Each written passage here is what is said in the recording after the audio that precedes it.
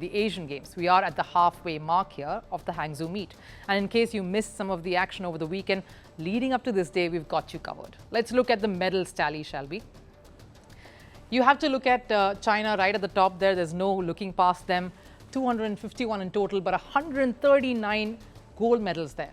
Japan again with 30 golds, and India sitting at the 4th place with 13 golds there. And of course, Chinese Taipei, and if I'm sort of breathing down there next literally, and so too Uzbekistan. So quite a tight pack there at 4, 5, 6, 7.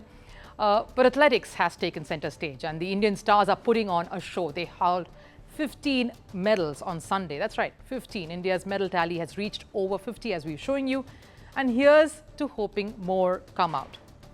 Now, in a historic podium finish at the women's table tennis, the Mukherjees, they finished 3rd. What an achievement that was. Similar to the men's and women's 3,000 meters speed skating relay. India won a silver in the women's 100 meters hurdles, thanks to Jyoti Yaraji, but not before she had to confront a controversy. China's Wu Yani made a false start.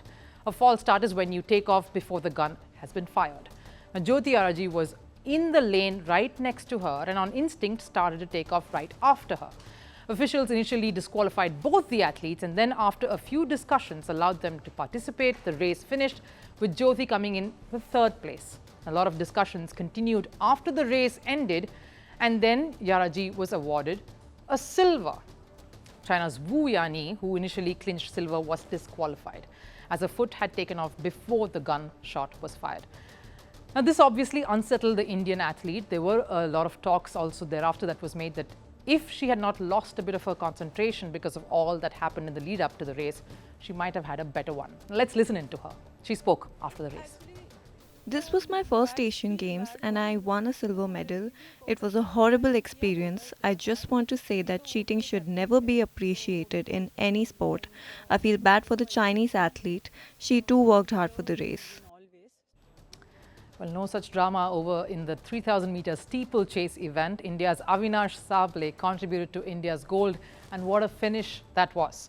Now, he's the first Indian to win gold in the event at the Asian Games. Avinash was the one who began India's gold rush, in fact, in the track and field events. He finished the race within 8 minutes, 19.50 seconds. Now, broke the record that was set in the 2018 edition by Hussain Kehani. That was incredible, and what a race it turned out to be. And it kept on going. Shot putter Tajinder Pal Singh Toor defended his 2018 gold. He's only the 3rd athlete in this discipline to have successfully defended his gold.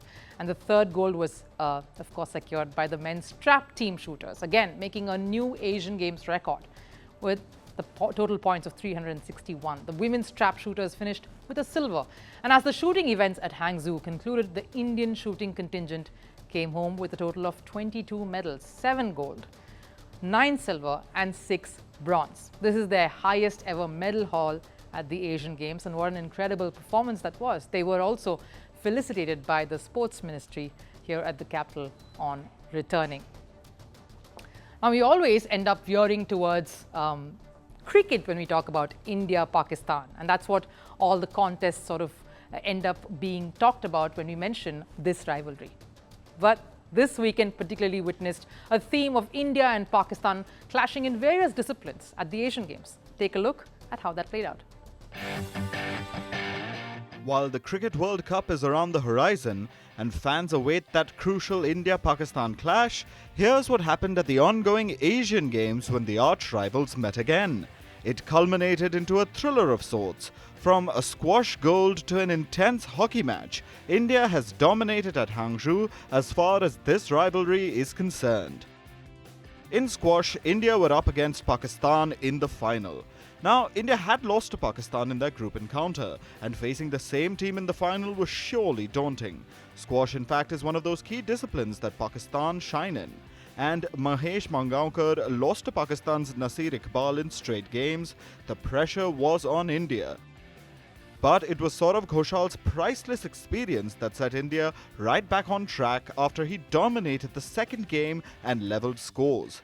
But it was the final game which went down to the wire, and it got the crowd going. It was Abhay Singh of India versus Pakistan's Noor Zaman. The first 3 games between the two ended with Noor taking a 2-1 lead. But Abhay Singh pulled off a heroic comeback in the 4th and then the decider, handing India a memorable victory. This is only the second goal for India in the squash men's team event after the 2014 edition. Meanwhile, Indian fans also witnessed some hockey hammering. In a lopsided match, Harmanpreet Singh and his team crushed the Pakistani side 10-2 in the Pool A match, marking India's biggest ever win against Pakistan in hockey. Captain Harmanpreet Singh scored 4 goals in the match. The match against Pakistan went really well. We started off really well. Our mindset was to play aggressive and convert every opportunity. The Indian men's hockey team have now qualified for the semi-finals, where they will play Bangladesh on October 2nd. Another rivalry that's making sport even more exciting is the one between Neeraj Chopra, India's star javelin thrower, and Pakistan's Arshad Nadeem. From being ferocious javelin firepowers to longtime friends, the two have backed and mutually respected each other. In the recently concluded World Championships, both took a podium spot, with Neeraj Chopra getting a gold and Arshad Nadeem winning silver. Both of them will now be in action on October 4th at the Asian Games. It's the dream of every cricketer, the ultimate glory. Few manage to keep their date with destiny. But for many, it's been heartbreaks and a cross to bear. The Holy Grail is here in India.